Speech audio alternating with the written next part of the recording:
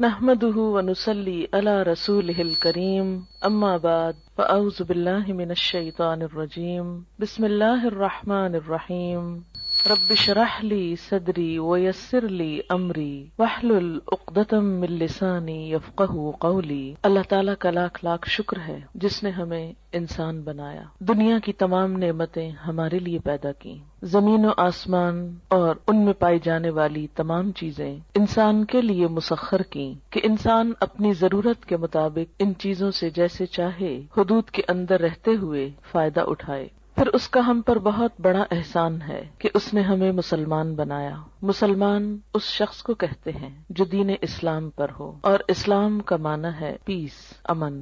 گویا مسلمان وہ شخص ہوتا ہے جو پرامن ہوتا ہے، اندر سے پرسکون ہوتا ہے، لوگوں کے ساتھ پرامن ہوتا ہے۔ لوگوں کے ساتھ وہی شخص پرامن ہو سکتا ہے جو اندر سے پرسکون ہو۔ اگر کوئی شخص خود اندر سے بے چین ہو، غیر مطمئن ہو، غم، غصے، غضب کا شکار ہو، وہ شخص دوسروں کے ساتھ اچھا معاملہ نہیں کر سکتا۔ اسی طرح وہ شخص جو اندر سے بدنیت ہو، حسد کا شکار ہو، بدگمانی کا شکار ہو، برے جذبات کا شکار ہو، وہ شخص بھی دوسروں کے ساتھ اچھا برتاؤ نہیں کر سکتا۔ نبی اکرم صلی اللہ علیہ وسلم نے مسلمان کی تعریف یہ بتائی کہ المسلم من سلم المسلمون من لسانہ و یدہ، مسلمان وہ ہوتا ہے جس کے ہاتھ اور زبان سے دوسرے مسلمان سلامت رہیں، یعنی ان کو کوئی تکلیف نہ پہنچے۔ تو جیسا میں نے عرض کیا کہ دوسروں کو سلامتی وہی دے سکتا ہے جس کا اپنا دل سلیم ہو، سلامت ہو۔ دل کی سلامتی، دل کا اطمینان اور دل کا سکون اللہ کے ذکر میں ہے۔ قرآن پاک میں اللہ تعالیٰ فرماتے ہیں الا بذکر اللہ تطمئن القلوب، خبردار اللہ کے ذکر ہی سے دل اطمینان پاتے ہیں۔ جب دل مطمئن ہو جائیں، پرسکون ہو جائیں، تو ایسے شخص کی گفتگو میں بھی ایک ٹھہراؤ آ جاتا ہے، پرسکون ہو جاتا ہے، پھر وہ دوسروں کے ساتھ معاملہ کرنے میں بھی پرامن رہتا ہے۔ اس کے لیے ضروری ہے کہ ہم سب اللہ کا ذکر کرنے والے ہوں، اللہ کو یاد کرنے والے ہوں، اللہ سے دعا کرنے والے ہوں۔ اسی وجہ سے آج کی اس شام چند دعاؤں کا انتخاب کیا گیا ہے جن کو ہم اگر اپنی زندگی کا حصہ بنا لیں تو لازمی طور پر ہمارا دل پرسکون ہو جائے گا، ہمارے حالات بہتر ہوں گے، اور یہ سب کچھ ہمیں دنیا میں بھی ایک اچھا انسان بننے میں مدد دے گا۔ اور دنیا میں اچھا انسان بننا اس لیے بھی ضروری ہے کہ یہ دنیا پرامن ہو اور اس کے نتیجے میں ہماری آخرت پھر خوشحال ہو۔ ہم سب جنت کی خواہش رکھتے ہیں، ہم سب جنت کے امیدوار ہیں، جنت کے انتظار میں ہیں، لیکن یاد رہے کہ جنت پرامن لوگوں کی بستی ہے۔ جنت میں وہی جا سکتا ہے جو یہ ثابت کرے کہ میں ایک پرامن انسان ہوں۔ دنیا میں بھی جو انسان خود پرامن طریقے سے نہیں رہتا اور دوسروں کی جان، مال، عزت، آبرو پر حملہ کرتا ہے یا ان کو نقصان دیتا ہے تو ایسے شخص کو معاشرے میں کھلم کھلا چھوڑ نہیں دیا جاتا۔ دنیا میں بھی ایسے شخص کی جگہ جیل خانہ ہوتی ہے۔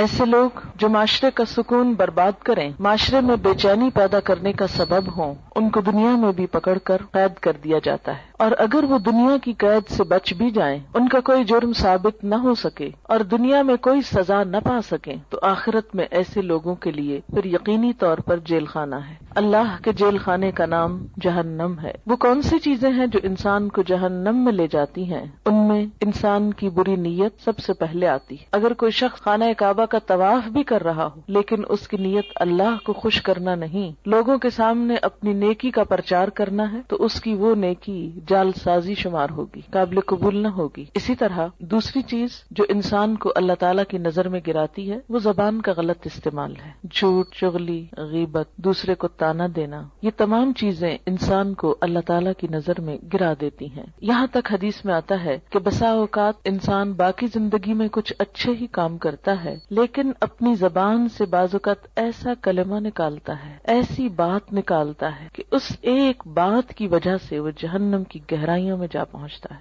ازواج مطہرات میں سے ایک نے دوسری کے قد کے بارے میں کچھ اظہار خیال کیا کہ فلاں تو ٹھنگنی ہے، ٹھنگنی کہتے ہیں جس کا قد چھوٹا ہو۔ آپ صلی اللہ علیہ وسلم نے یہ لفظ سن لیا، آپ نے فرمایا تم نے اتنی سخت بات کی ہے کہ اگر اسے سمندر میں بھی ملا دیا جائے تو اس کا پانی بھی کڑوا ہو جائے. لیکن ہمارے عام طور پر ماحول میں اس قسم کے تبصرے کسی کے ناک پہ، کسی کے جسم پہ، کسی کے قد پہ، کسی کے رنگ پہ، کسی کی چال پہ، کسی کی لباس پہ کس قدر عام ہے. اور کبھی ہم نے منہ سے ایسے غلط لفظ نکالتے ہوئے سوچا بھی نہیں کہ ہم کوئی بری بات کر رہے ہیں. ہم کہتے ہیں تو کیا ہوا، وہ ایسے نہیں ہے، میں کوئی جھوٹ کہہ رہا ہوں، اور یہ کہہ کر اپنے آپ کو مطمئن کر لیتے ہیں اور پھر رواں تبصرے شروع کر دیتے ہیں. عام طور پر گفتگو کا موضوع لوگ ہوتے ہیں اور لوگوں کے ظاہر پر، حالت پر، شکل و صورت پر زیادہ تبصرے ہوتے ہیں. ان تمام اخلاقی برائیوں سے بچنے کے لیے ضروری ہے کہ انسان اللہ تعالیٰ سے مدد مانگے، اللہ تعالیٰ سے مدد لے. قرآن پاک میں اللہ تعالیٰ فرماتے ہیں کسی بھی مشکل سے نجات پانے کا جو ذریعہ ہے وہ ہے وَاسْتَعِینُوا بِالصَّبْرِ وَالصَّلَاةِ،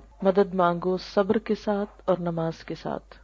نماز اللہ کے ذکر کا بہترین طریقہ ہے، اللہ کو یاد کرنے کا. نماز ایک دعا بھی ہے، لیکن نماز کے علاوہ یا نماز کے بعد بھی اللہ کو یاد کرنا اہل ایمان کا طریقہ ہوتا ہے. دعا ایک عبادت ہے، نہ صرف یہ کہ عبادت ہے بلکہ عبادت کا بھی نچوڑ ہے، عبادت کا بھی اعلیٰ ترین حصہ ہے. حدیث پاک میں آتا ہے کہ جو اللہ سے دعا نہیں مانگتا اللہ تعالیٰ اس سے ناراض ہو جاتا ہے. بعض اوقات ہم یہ سمجھتے ہیں کہ اللہ کو تو پتہ ہی ہے ہم کو کیا چاہیے اور وہ تو ویسے بھی دے سکتا ہے، ہمیں مانگنے کی کیا ضرورت. نہیں، آپ صلی اللہ علیہ وسلم نے فرمایا جو لوگوں سے مانگتا ہے لوگ اس سے ناراض ہوتے ہیں، اور جو اللہ سے نہیں مانگتا تو اللہ تعالیٰ اس سے ناراض ہوتا ہے. تو ہمیں لوگوں کی طرف توقع رکھنے اور ان سے مانگنے کی بجائے اللہ کی طرف رجوع کرنا چاہیے. دعا انسان کی بندگی، عاجزی اور اس کی عبادت کا ایک ذریعہ ہے، ایک طریقہ ہے. اللہ تعالیٰ اس بات کو ناپسند کرتے ہیں کہ کوئی بندہ اس کے آگے ہاتھ پھیلائے اور پھر وہ ان ہاتھوں کو خالی لوٹا دے، کیونکہ وہ کائنات کا بادشاہ ہے. لیکن عموماً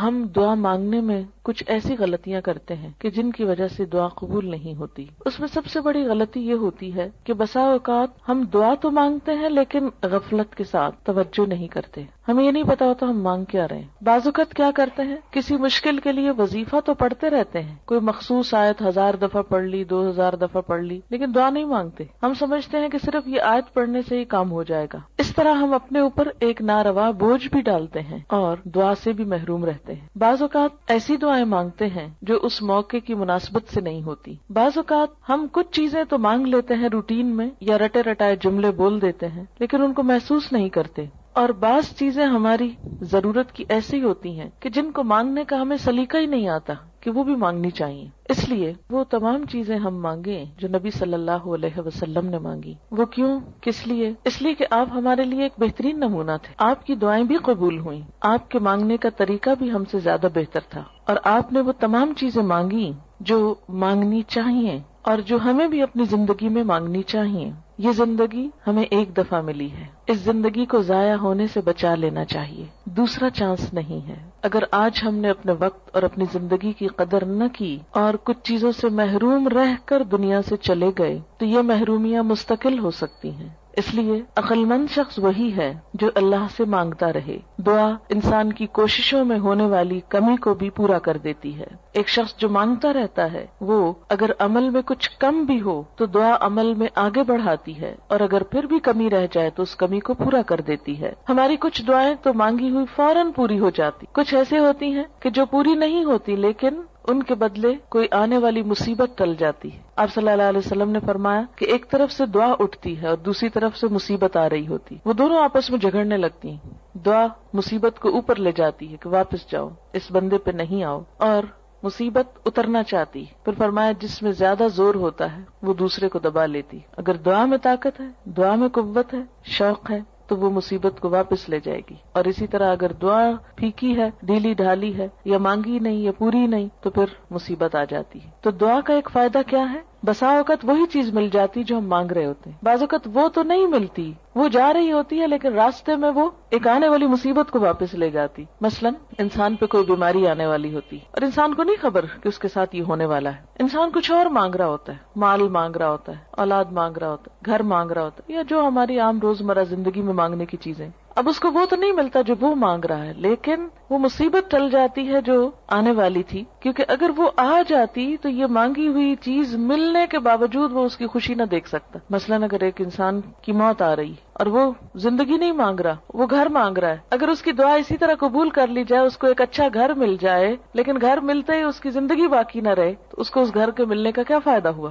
کوئی فائدہ نہیں، کیونکہ وہ تو زندہ ہی نہ رہا. اس لیے اللہ تعالیٰ کو زیادہ بہتر طور پہ پتا ہوتا ہے کہ اس وقت ہماری ضرورت زندگی ہے یا گھر ہے، مثلاً یا صحت ہے یا اولاد ہے. بعض اوقات انسان اولاد کی دعا کرتا ہے، بیٹے کی دعا کرتا ہے، جو ہمارے معاشرے میں عام طور پر ہے، لیکن اللہ تعالیٰ وہ نہیں دیتا، اس کے بدلے میں کچھ اور دے دیتا ہے جو اس سے زیادہ انسان کی ضرورت ہوتا ہے. تیسرا طریقہ یہ ہوتا ہے کہ جو کچھ انسان مانگتا ہے وہ نہ تو وہ ملتا ہے، نہ مصیبت ٹلتی ہے، بلکہ آخرت کے لیے جمع ہو جاتا ہے، انسان کی نیکیوں میں بدلتی جاتی ہے دعا. کوئی مانگی ہوئی دعا ضائع نہیں جاتی. یہ یاد رکھیں کہ دعا ایک ایسی نیکی ہے جو ضائع نہیں ہوتی، وہ اپنا اثر ضرور رکھتی ہے. کچھ کام تو ایسے نا جو ہم کرتے بھی رہے تو ضائع ہوتے جاتے ہیں، کوئی نتیجہ ہی نہیں نکلتا. مثلا دنیا میں کئی ایسے بزنس ہوتے ہیں، انویسٹ کرتے ہیں لیکن اس کو کوئی فائدہ نہیں ہوتا، الٹا نقصان میں جاتے ہیں. لیکن دعا ایسی انویسٹمنٹ ہے جو ضائع نہیں جاتی. آپ مانگتے چلے جائیں، اگر دنیا میں کچھ نہیں بھی ملا تو آخرت میں اس کے بدلے میں اتنا کچھ جمع ہو جائے گا کہ وہاں جا کر انسان تمنا کرے گا،